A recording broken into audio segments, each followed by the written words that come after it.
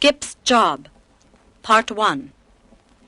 Yesterday, while we were shopping, Dave asked me about my job, so I've asked him to come with me today. I'll be inspecting 2 factories. Each factory makes a product which I advertise. The first one, which we'll be visiting, is a candy factory. The other factory, which we'll be inspecting, manufactures business machines. The computers are made here, and then they're sold in Europe. They're nearly the same as the ones which Mr. Kent sells. Recently, I visited a number of my clients. I used to work in my office all of the time. I rarely saw my clients outside of my office. They usually came here. I seldom went to their factories.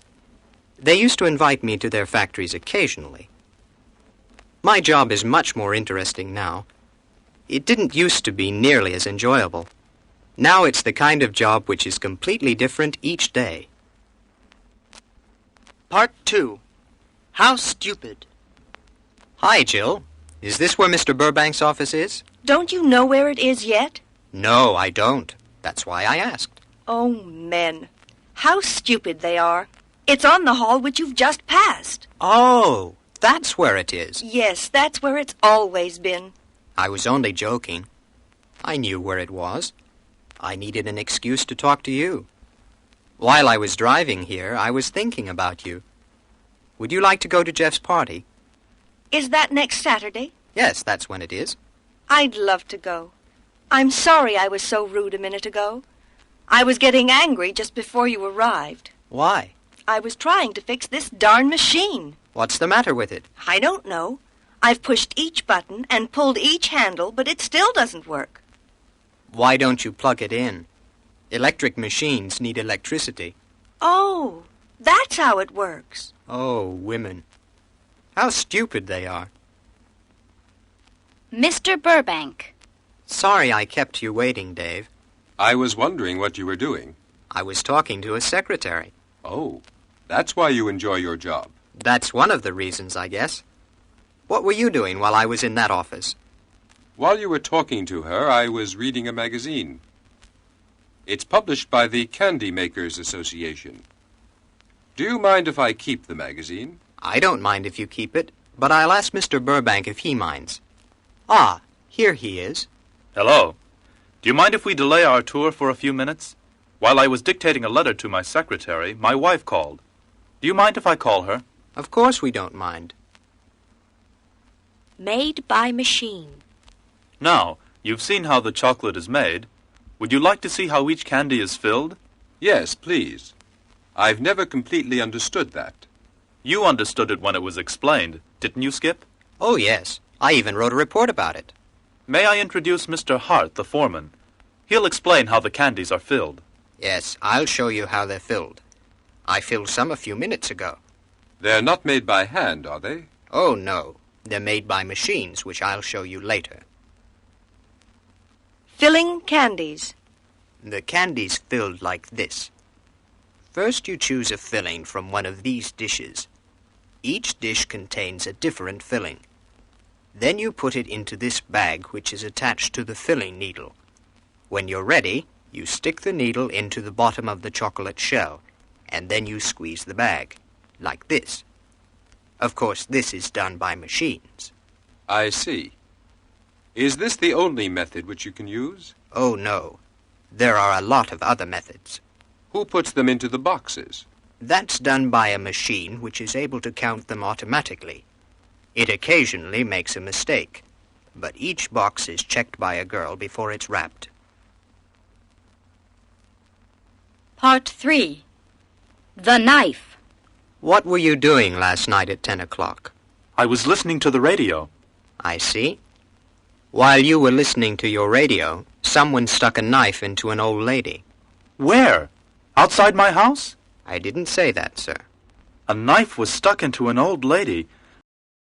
Someone saw a man running toward your house. A man was seen running toward my house? But I was listening to my radio. I didn't say you, sir. I said a man. The camera. How is a picture taken with this camera? I'm not sure how it works. I think you hold the camera like this.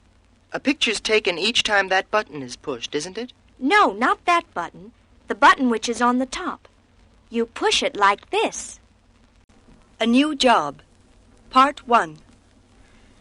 An interesting job has been advertised in the newspaper.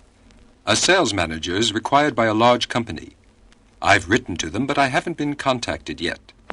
This is a copy. 91 East 39th Street, New York City, New York, 10016. July 8th, 1971.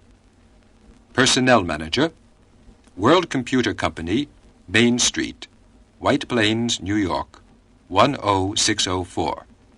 Dear Sir, Sales Manager, reference JGQ. I am interested in the position of Sales Manager, which you advertised in today's newspaper. I am presently employed by Computers Incorporated. For the last 3 years, I have been in their Geneva office. While I was there, I was promoted to General Manager of the Sales, Advertising, and Marketing departments. Other executive positions which I have held have included Production Manager for another computer company and Chairman of Research for the same firm. I hope that an application form will be sent to me. Yours truly, David Kent.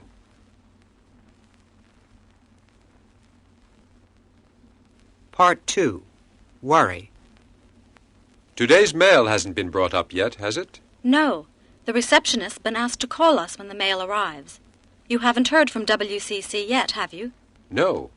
I'm worried by their silence. When was the letter mailed? Last Wednesday. Tell me, where are their machines sold? In Europe and Asia. A new office will be opened in Tokyo next month. According to the latest report, WCC has offices in 8 countries. The U.S., England, France, Sweden, Italy, Spain, Australia, and Canada. The mail. The receptionist's just called. The mail's just been delivered, and ours will be brought up immediately. I'd rather not see it. It's what you were waiting for. A reply from WCC. Tell me what they say. Oh, darn. The position was filled before my letter arrived. My letter's been put in their file. Pardon me? Where was it put? In their file. I'll be contacted when there's another similar vacancy. A job offer. Why were you smiling while I was reading this letter? Because I was reading this one from CI. Tell me what CI wants. Listen to this. Computers Incorporated, Howard Avenue, Staten Island, New York, 10301, July 15th, 1971. Dear Mr. Kent, while we were having lunch last Tuesday, I mentioned a position which is open in our New York office. It is our opinion that the job can be done by you. If you accept this position, it will mean that your salary will be increased. I have checked with the accounts department, and, according to them, we can offer you an extra $1,000 a year. You will also be given a 4-week vacation instead of 3 weeks. I have enclosed some documents which show our profit and loss account, and our plans for future expansion. You might like to look at these while you're considering our offer. Yours truly, Steve Curtis. The decision. Well, Kathy, what do you think? Well, it sounds like a good job, but I'd rather not live in New York City. Oh, that's what's worrying you. Well, don't worry about it. While I was talking to Steve, I mentioned this, and he suggested that we should live on Long Island or in Connecticut. Maybe we won't like the East Coast. Well, if we don't like it, we can leave. I warned Steve about this.